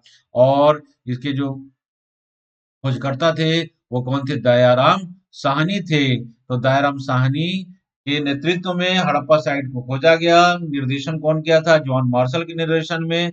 और उसी से हमको सिंधु घाटी सभ्यता का प्रकाश में आया। ठीक है। और अभी तक सिंधु घाटी सभ्यता के लगभग 1500 से ज्यादा पुरास्थलों को खोज लिया जा चुका है, जो भारत, पाकिस्तान, बलूचिस्तान में फैली हुई है। क्लियर चीज है ये। और इन जितने भी पुरास्थलों को हमने खोजा है और उसका एसोसिएट किया है, सभी किसी न सभ्यता बहुत मोस्टली जो है साइट्स का संबंध जो है वह सिंधु नदी से रिलेटेड था। इसलिए कंबाइंड रूप से इस सभ्यता को जो है सिंधु घाटी सभ्यता के नाम से जाना जाता है। ठीक है। और इस सभ्यता का विस्तार जो है वह लगभग त्रिभुजाकार है, अगर मैप करते हैं, टोपोग्राफी करते हैं तो। और इसका विस्तार जो है 12,99,000 स्क्वायर किलोमीटर एरिया में यह फैला हुआ है, जो भारत, पाकिस्तान, अफगानिस्तान तक जाता है। क्लियर चीज है ये। ठीक है। तो इसको हम देखते हैं। अगर हम बात करते हैं तो इसका हम विस्तार देखते हैं तो यह त्रिभुजाकार रूप में जम्मू के मांदा के से लेकर यह दक्षिण में जो है भगत राव या दैमाबाद नर्मदा नदी के किनारे, और पूर्व में जो है वह मेरठ के से लेकर मेरठ के आलमगीर से लेकर पश्चिम में जो है सुतकांड और बलूचिस्तान तक विस्तृत है। और संपूर्ण क्षेत्र का अगर टोपोग्राफी करते हैं तो कैसा है? यह त्रिभुजाकार है, जिसका एरिया जो है आपकी स्क्रीन पर पहले ही बता दिया, 12,99,000 स्क्वायर किलोमीटर क्षेत्र में है। और इसका कार्बन डेटिंग करते हैं, किया गया है तो अकॉर्डिंग टू एनसीईआरटी बुक में बात करते हैं 2300 से लेकर 1750 ईसा पूर्व के आसपास का जो है समय निकलता है। लेकिन आजकल जो है उसको 2500 से 1500 ईसा पूर्व के हम बीच का समय को मानते हैं। ठीक है। यह सभ्यता जो है मेसोपोटामिया, सुमेर और मिस्र की सभ्यताओं के समकालीन थी। ठीक है। इसलिए इसको भारत का पहला नगरा सभ्यता भी कहा जाता है। क्लियर चीज है ये। ठीक। तो यह भारत सिंधु घाटी सभ्यता के संदर्भ में कुछ हम बातें करी हैं। इसका भौगोलिक विस्तार को देखा तो भौगोलिक, जब पश्चिम में अगर देखेंगे तो जम्मू के मांदा से लेकर दक्षिण में भगत राव जैमाबाद, और पूर्व में आलमगीर मेरठ से लेकर पश्चिम में बलूचिस्तान सुतकांडोर तक इसका विस्तार है। और त्रिभुजाकार यह शेप लिए हुए है। ठीक है। तो इसको अगर हम देखते हैं तो देखिएगा, ये सिंधु घाटी सभ्यता का क्या है? यह विस्तार है। ये सिंधु घाटी सभ्यता का यह विस्तार है। सिंधु घाटी सभ्यता इतने बड़े क्षेत्रों में यह फैला हुआ था। यहाँ तो पूरा यहाँ तक आता है। क्लियर चीज है ये। नर्मदा नदी, अब देखिए चीजों को। ठीक। तो हड़प्पा संस्कृति की खोज जो अलग अलग समय में किया गया, तो सर्वप्रथम जो है हड़प्पा साइट आया, इसलिए सिंधु घाटी सभ्यता को हड़प्पा संस्कृति के नाम में जाना जाता है। और कंबाइंड रूप से क्या कहा जाता है इसको? सिंधु घाटी सभ्यता, क्योंकि mostly site associated with Indus valley river, that is also called Indus valley civilization. ठीक है। मोहनजोदड़ो को खोजा गया किस तरह? राखल दास बनर्जी के द्वारा 1922 में। तो आपकी स्क्रीन पर कुछ महत्वपूर्ण पुरास्थल हैं और साइट्स हैं, उनको नाम दिए गए हैं और उसके खोजकर्ता के नाम दिए गए हैं, और खोजने वाले का वो सन दिया गया है। तो आप लोग देख लीजिएगा। यह preliminary exam point of view से स्टेट पीएससी के हिसाब से यह इंपॉर्टेंट फैक्ट बनता है। आप लोग इसको सेव कर लीजिएगा, देख लीजिएगा। ठीक है। तो आपके हड़प्पा का जो है, मोहनजोदड़ो है, रोपड़ है, कालीबंगा है, खोज करता है कॉलम में, और फिर कौन से साल में इनको खोजा गया है। तो ये आपके स्क्रीन पर देख रहे हैं, आप इसको देख लीजिएगा। ठीक है। नेक्स्ट देखते हैं सिंधु घाटी सभ्यता का विस्तार। आपको बता दिया हूं मैं, सिंधु घाटी सभ्यता इसको कहते हैं, इसका काल क्या है। ठीक है। ये सब चीज हो गया। उसके बाद सिंधु घाटी सभ्यता के प्रमुख प्रस्थल जो है उसको हम देखते हैं, जैसे हड़प्पा। तो यह स्थल पाकिस्तान जिले के रावी नदी के किनारे है। सबसे पहले इसी की खुदाई की गई थी, और यहाँ की खुदाई से अन्नागार प्राप्त हुए हैं। और हड़प्पा जो है यह 5 किलोमीटर के क्षेत्र में विस्तृत है। हड़प्पा से क्लियर चीज है ये। और ये सबसे बड़ा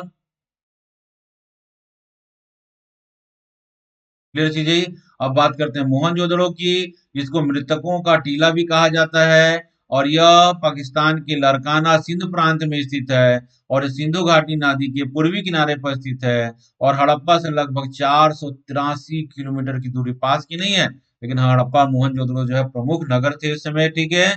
और जुड़ा, और यह जो है सिंधु घाटी सभ्यता का सबसे ज्यादा जनसंख्या वाला यह सभ्यता थी, यह शहर था। क्लियर चीजें। और यहाँ पर देखिएगा सभी विश्राम स्नानागार, विशाल अन्नागार और सभागार जो है, सभी जो है वह मोहनजोदड़ो में ही हमको प्राप्त हो रहे हैं। विशाल अन्नागार, स्नानागार और सभागार, जितने ग्रेट ग्रेट शब्द लगा है वह सब कहाँ से मिल रहे हैं हमको? मोहनजोदड़ो से मिल रहा है। ठीक है, तो हड़प्पा, मोहनजोदड़ो, लोथल। लोथल जो है वह सिंधु घाटी सभ्यता का क्या था? डॉकयार्ड था, बंदरगाह था। और कहाँ स्थित है यह? गुजरात में स्थित है। क्लियर है चीज है ये? ठीक है, इस संदर्भ में आप इसको देख लीजिएगा। कालीबंगा, यह राजस्थान के गंगानगर जिले में स्थित है। ठीक है, यह कालीबंगा या काली कलर की चूड़ियां भी इसलिए कालीबंगा नाम दिया गया है। यह घग्गर नदी के किनारे स्थित है। ठीक है, और आज जिसको सरस्वती नदी, यहाँ लकड़ी के बनी नालियों के अवशेष हमको मिल रहे हैं कालीबंगा से। ठीक है, याद रखिएगा लकड़ी के बनी नालियों के हमको एविडेंस यहाँ से मिल रहे हैं। ठीक है, बनावली, यह हरियाणा राज्य के हिसार जिले में स्थित है। ठीक है, और यहाँ से हमको बहुत सारे जो है ताम्र उपकरण, एरोहेड्स, मन और बाट बरखरे हमको प्राप्त हुई हैं, और लिपिबद्ध मुहरें भी मिली हैं। क्लियर चीजें? तो लोथल है, कालीबंगा है, बनावली है। ठीक है, सुदकांडोर देखिएगा, यह स्थल कहाँ है? कराची से, यहाँ भी एक बंदरगाह था, यहाँ भी एक बंदरगाह था। ठीक है, यह भी एक प्रमुख बंदरगाह था जहाँ पे वैसे व्यापार किया जाता था, आज वो पाकिस्तान में है। ठीक है, और देखिएगा नेक्स्ट, देखिए कोटजी देखिएगा, यह खैरपुर, वे भी पाकिस्तान में है। ठीक है, मकान की नींव पत्थर की बनी हुई थी। कोटजी संस्कृति के अतिरिक्त हड़प्पा संस्कृति के भी हमको यहाँ प्रमाण मिल रहे हैं। ठीक है, रोपड़, रोपड़ जो है पंजाब की शिवालिक पहाड़ी के में स्थित है और सामरिक दृष्टि से महत्वपूर्ण है। भवनों के निर्माण में यहाँ पे कच्ची मिट्टी के उपयोग किया गया था। ठीक है, और देखिए आलमगीर, आपको मालूम है आलमगीर जो है गंगा यमुना के द्वाब मेरठ के पास स्थित है, यह हिंडन नदी के किनारे है। ठीक है, और यह जो है यह उत्तरी विस्तार है। ठीक, सुरकोटजा, यह स्थान कच्छ जिला में है, और सिंधु घाटी सभ्यता के मिट्टी के बर्तन, अस्थि कलश और बड़ी चट्टान से ढकी हुई कब्र यहाँ से मिली है, और यहाँ से अग्नि कुंड के भी हमको प्रमाण मिले हैं। क्लियर है? तो ये प्रमुख जो पुरास्थल हैं सिंधु घाटी की सभ्यता के संदर्भ में आपने यहाँ पर क्लास में यहाँ पर देखा, आपकी स्क्रीन पर सारी ये दिखाई दे रहा है। इसको बिल्कुल आप लोग पढ़िएगा, इससे रिलेटेड क्वेश्चन जो है आपके एग्जाम में अक्सर आते रहते हैं। ठीक है, सिंधु घाटी सभ्यता में नगर नियोजन कैसा था? तो सिंधु घाटी सभ्यता की सबसे प्रमुख विशेषता थी, उसका क्या था? टाउनशिप या अर्बन प्लानिंग था। ठीक है, वहां अर्बन प्लानिंग में क्या था? वहां पे देखिए हड़प्पा, मोहनजोदड़ो, कालीबंगा, लोथल में एक जैसी हमको नगर अर्बन प्लानिंग देखने को मिलती है, कुछ कुछ डिफरेंसेस के साथ में। मकान बनाने के लिए कच्चे और पक्के दोनों प्रकार के ईंटों का प्रयोग किया जाता था। नगरों में सड़कें और ड्रेनेज के लिए जो है नालियों का उचित व्यवस्था किया जाता था। मतलब क्या है? मतलब है मतलब क्या है? भवन निर्माण, दूसरा सड़क, और तीसरा नालियों की उचित व्यवस्था। ये उसके जो है पॉइंट्स हैं, मुख्य पॉइंट्स हैं उसके नगर विन्यास का। ठीक है, दो स्तरीय सड़क था मोहनजोदड़ो हड़प्पा। ठीक है, एक थोड़ा दुर्ग में स्थित था और दूसरा दुर्ग के बाहर स्थित था। दुर्ग के अंदर स्थित था उसका घर जो है वह बड़ा होता था, और वहां पे सड़कें थोड़ी चौड़ी होती थी। और जो बाहर स्थित हो वहां पे मकान जो है कच्चे पक्के और जो बने हुए थे। ठीक है, तो दो स्तर पर जो है नगर बसा हुआ था, और दोनों के बीच में जो है वह सड़क हुआ करती थी। और दोनों नगरों के बीच में एक नहर भी होती थी जिसे पास कर दुर्ग में प्रवेश करना होता था। ठीक है, क्लियर चीजें ये। फिर सड़कों का प्रबंध था, सड़क नगर में सड़कें बनाई गई थी। सभी सड़क, एक मुख्य सड़क होती थी, और मुख्य सड़क के बाद जो होता था सब रोड होता था, और एक गली का रोड होता था। सभी गली की सड़कें जो हैं वह उप मुख्य रोड से, और उप मुख्य रोड जो है वह मुख्य रोड से मिलता था, और सभी एक दूसरे को जो है किस पर 90 डिग्री में क्रॉस करते थे। तो सड़कों का एक बेहतरीन जाल बैठा हुआ था, और सड़कों के किनारे किराने गड्ढे बने हुए थे जहाँ पे कूड़ा कचरा फेंका जाता था। क्लियर चीजें, और वहां से इकट्ठा करके शहर से बाहर कर दिया जाता था। ठीक है, सड़कों के किनारे किनारे जो है सड़क के लगी हुई नालियों की भी व्यवस्था होती थी। ठीक है, नालियां भी बनी होती थी, और नालियां जो है कवर की जाती थी, और कहीं कहीं जो है लकड़ी के भी नाली होने के प्रमाण हमको मिले हैं। तो किसी भी शहर का व्यवस्था, तीन प्रमुख कारण होते हैं शहरीकरण में। एक होता है वहाँ की सड़क व्यवस्था, दूसरा होता है वहाँ का ड्रेनेज नाली की व्यवस्था, तीसरा होता है शहर का बसावट। ठीक है, तो इन तीनों चीजों से जो है सिंधु घाटी सभ्यता जो है उस समय उन्नत थी। वहां पे भवन निर्माण का भी अपना बेहतरीन तरीका था। शहर जो है दो भाग में बटा हुआ था, एक थोड़ा ऊंचा करीब अपेक्षाकृत ऊंचा था, दूसरा अपेक्षाकृत नीचा था। तो ऊंचा जो पार्ट था वहां पे घर पक्के मिट्टी के ईंटों के बने हुए थे, वह संभवतः प्रशासक या धनी वर्ग का था, और दूसरा निचले में जो आम जनता रहती थी। ठीक है, सड़कों की व्यवस्था थी अच्छी, और नालियों की भी व्यवस्था वहां पे बहुत अच्छी थी, और सड़कें और नालियां, सड़कें जो एक दूसरे को 90 डिग्री के एंगल पर काटते थे। ठीक है, मुख्य सड़क की लंबाई जो है, चौड़ाई जो है वो 9.14 मीटर था, जबकि गली का सड़क की जो चौड़ाई वो 3 मीटर चौड़ा था। ठीक है, वहाँ की सोशल लाइफ कर देखते हैं, तो देखेंगे सामाजिक जीवन में देखेंगे परिवार जो है सामाजिक संगठन के विषय में कुछ अनुमान हम लगा सकते हैं। परिवार जो मोस्टली कैसा था, संयुक्त परिवार का प्रचलन था, क्योंकि घर जो है अपेक्षाकृत बड़े होते थे। ठीक है, समाज जो है या तो पितृ सत्तात्मक होंगे या मातृ सत्तात्मक होंगे, लेकिन मदर और गॉडेस की मूर्तियां हमको ज्यादा मिलने को मिलती है, इसलिए हो सकता है संभवतः जो है समाज जो है वह मातृ सत्तात्मक होगा। क्लियर चीज है ये। परिवार जो है रक्त समुद्र पर आश्रित था। संस्कार और विवाह जैसी पद्धतियों से हमारी जानकारी जो अभी नगण्य है, क्योंकि हम जो लेख हैं अभी पढ़ नहीं पाए हैं। ठीक है, समाज जो है चार वर्गों में विभक्त था, इसके बारे में हम स्पष्ट रूप से नहीं कर सकते, लेकिन अनुमान लगा सकते हैं। शासक, धनी, कुलीन वर्ग और मध्यम वर्ग और निम्न वर्ग। शासक, धनी या कुलीन वर्ग, तीसरा मध्यम वर्ग, और चौथा निम्न वर्ग थे। शासक रहने के लिए, शासक और धनी वर्गों के रहने के लिए दुर्ग बनाए गए थे, और धनी लोग जो होते थे बड़े मकान में रहते थे। मध्यम वर्ग के लोग और निम्न वर्ग के लोग जो है किला के बाहर रहते थे। क्लियर चीज है ये। रहन सहन का स्तर, सिंधु घाटी सभ्यता में खाने पीने और वस्त्र आभूषण के लोग शौकीन थे, और मांसाहारी और शाकाहारी दोनों प्रकार के भोजन करते थे। स्त्री और पुरुष दोनों ही क्या करते थे, आभूषण पहनते थे। ऊनी और सूती दोनों प्रकार के वस्त्रों का प्रचलन था। क्लियर चीज है ये। रंगीन और सादी कपड़े, दोनों प्रकार के कपड़े पहने जाते थे। ऑर्नामेंट्स, औजार भी बनाए जाते थे और पहने जाते थे। ठीक है, क्लियर चीज है ये। तो औजार किसके बने होते थे, मिट्टी के, घोगे के, और धनी वर्ग जो है सोने, चांदी, हाथी दांत और बहुमूल्य अर्धमूल्य पत्थर के आभूषण पहनते थे। क्लियर चीज है ये। ठीक है,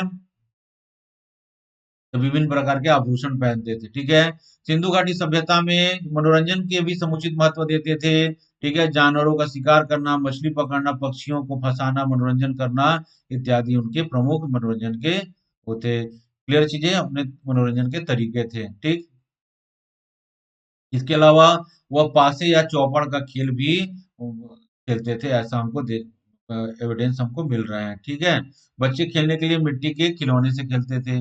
ठीक है, अंत्योष अध्यात्म का विकास हो चुका था। अंत्योष्टि क्रिया की प्रथा, सिंधु घाटी सभ्यता के निवासियों में शव विसर्जन प्रणाली पर भी कुछ प्रकार से अलग अलग साइड में हमको अलग अलग एविडेंस मिलते हैं, लेकिन तीनों प्रकार की विधियां जो है प्रचलित थी। शवों को समाधि बनाने का, आंशिक समाधीकरण और दाह संस्कार के भी प्रथा हमको मिलते हैं। इस प्रथा के अनुसार शव को जमीन पे दफना दिया जाता था, और मृतकों के साथ उनके प्रयोग की जाने वाली वस्तुओं को भी रख दी जाती थी, जिसको हम बोले हैं कंप्लीट बरियल बोले हैं। आंशिक बरियल मतलब इस विधि में शव को कुछ समय तक किसी खुले स्थान पर रख दिया जाता, बाद में उसको क्या किया जाता था, जमीन में रख दिया जाता था। ठीक है, फिर है अग्नि को सुपुर्द कर दिए जाने का भी हमको प्रमाण मिल रहे हैं। तीनों प्रकार जो है प्रचलित था, दाह संस्कार और शवों को दफनाने का और पार्शियल दफनाने का। ठीक है, और सिंधु घाटी की सभ्यता में देखें, अर्थव्यवस्था में कृषि।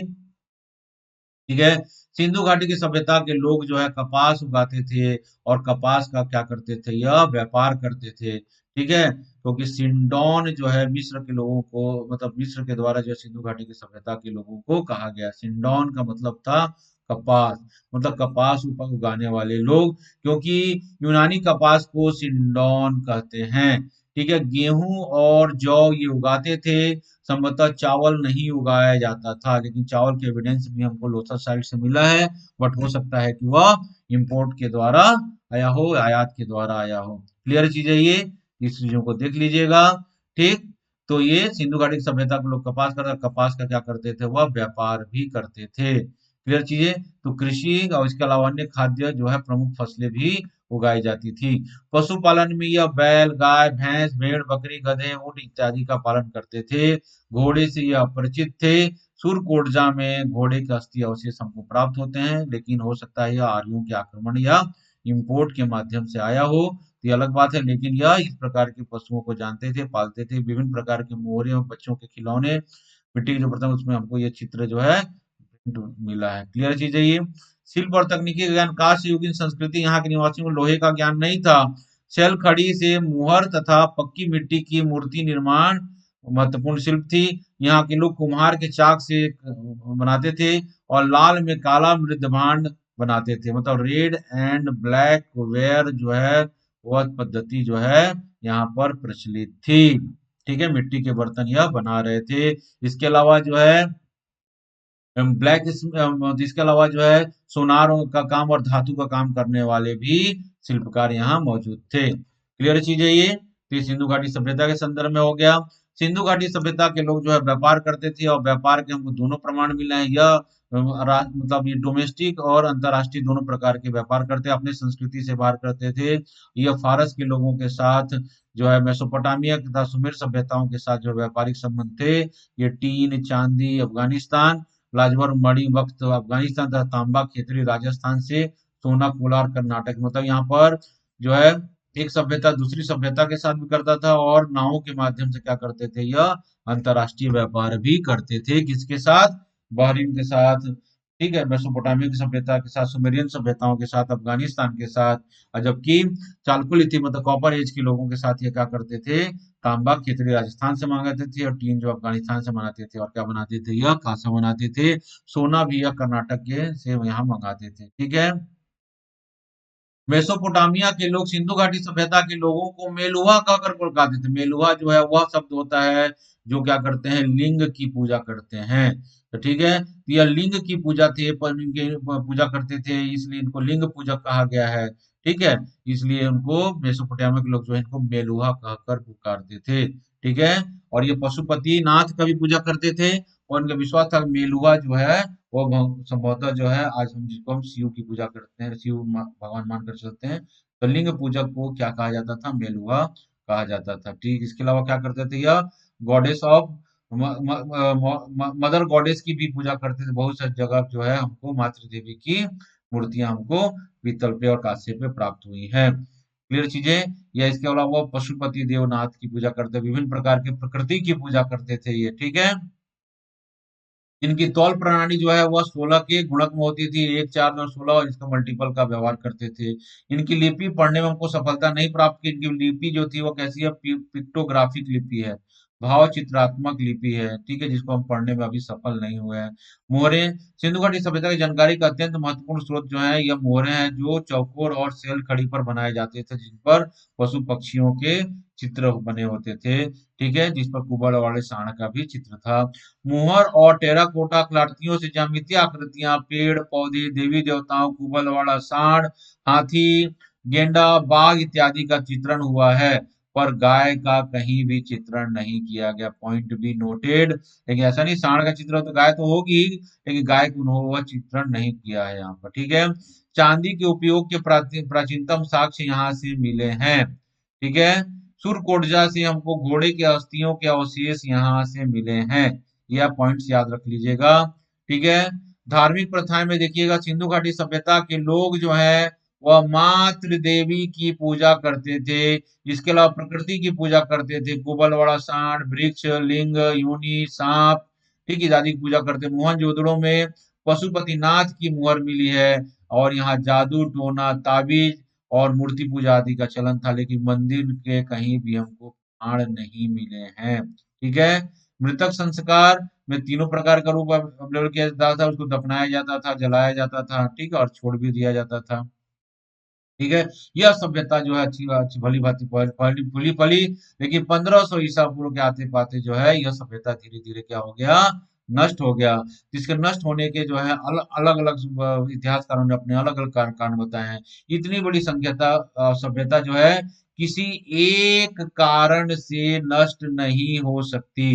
इतनी बड़ी सभ्यता जो है किसी एक कारण से नष्ट नहीं हो सकती। हो सकता है कि अलग अलग पार्ट पर या जगहों पर अलग अलग कारक क्या हो, जिम्मेदार हो, और सबके संयुक्त प्रयास से क्या हो गया, सभ्यता जो है वह धीरे धीरे क्या हो गई, नष्ट हो गई, वहां से चली गई। तो ठीक है, किसी ने बोला है कि प्राकृतिक आपदा जैसे बाढ़ है, सूखा है इत्यादि के आने से क्या हो गया, वहां की सभ्यता जो है नष्ट हो गई, क्योंकि सिंधु घाटी सभ्यता क्या थी, नदी के किनारे की सभ्यता थी।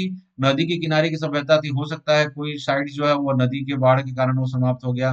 तो मैक और मार्शल ने जो है इस मत का सपोर्ट करते हैं। ठीक है। मार्टिनल हीलर और गार्डन चाइल्ड बोलते हैं कि सिंधु घाटी सभ्यता के क्षेत्र में जो उत्तर पश्चिम से जो है क्या हुआ, आर्यों का आक्रमण हुआ। और आर्यों के आक्रमण होने से क्या किए, उन्होंने आर्यों के आक्रमण को सामना नहीं कर पाया, और इसलिए वह जगह छोड़कर क्या हो गया, वह अन्यंत्र चले गए। और धीरे धीरे वो सभ्यता जो है रिप्लेस हो गया, किसके द्वारा, वह जगह आर्यों के द्वारा रिप्लेस हो गया, और सभ्यता जो है नष्ट हो गई। क्लियर चीज है, कोई बाढ़ बोलता है, कोई आर्यों का, कोई सूखा बोलता है, ठीक, कोई आग की बात करता है। तो नेचुरल कैलेमिटी के साथ साथ बाह्य आक्रमण को भी हम क्या करते हैं, पतन का प्रमुख कारण मानते हैं। और धीरे धीरे सभ्यता जो है लगभग 1000 सालों तक फली फूली, वह धीरे धीरे अंततः पतन हो गया इसका। क्लियर चीज है ये। इस संदर्भ में आप सिंधु घाटी सभ्यता के संदर्भ में आप देख लीजिएगा, बहुत सारे फैक्ट्स को मैंने कवर करने की कोशिश किया यहाँ पर। ठीक है। और विथ कॉन्सेप्ट आपको कवर किया फैक्ट्स को। इस वीडियो को बार बार देखिए, सुनिए, और ठीक है, पढ़िए इसको। ठीक। सिंधु घाटी सभ्यता के जो लोग हैं, उनकी जो प्रजाति है, मोस्टली प्रजाति जो है भूमध्य सागरीय अथवा द्रविड़ प्रजाति के लोग थे। और यहाँ प्रोटो ऑस्ट्रेलाइड, मंगोलाइड, अल्पाइन प्रजाति के लोगों के अस्तित्व के भी हमको प्रमाण मिले हैं। यहाँ के लोग शांति प्रिय थे, इसलिए हथियार सुरक्षात्मक प्रवृत्ति, यहाँ पे जो हमें हथियार मिले हैं वह केवल सुरक्षात्मक प्रवृत्ति के मिले हैं, यह हिंसक प्रवृत्ति के लोग नहीं थे। इनकी जो प्रजाति थी वो भूमध्य सागरीय और द्रविड़ प्रजाति के भी हो सकते हैं, और दोनों के मिश्रण से प्रोटो ऑस्ट्रेलाइड, मंगोलाइड और अल्पाइन प्रजाति के भी लोग अस्तित्व थे। मतलब समय के साथ प्रजातीय मिक्सअप यहाँ पे हुआ होगा। क्लियर चीज है ये। तो इनके पतन के कारण कुछ भी हो सकते हैं, बाढ़ भी हो सकता है, सूखा भी हो सकता है, बाह्य आक्रमण भी होता है, सबका संयुक्त प्रभाव प्रभाव भी क्या हो सकता है, इनके पतन का प्रमुख कारण हो सकता है। ठीक है, तो ऐसे करके आप लोग को करिएगा। मेलुहा किसे कहा जाता था, सिंधु घाटी सभ्यता के मेसोपोटामिया सिंधु घाटी सभ्यता के लोग जो है मेलुहा, मेलुहा का मतलब होता है जो लिंग पूजक होते हैं। ठीक है।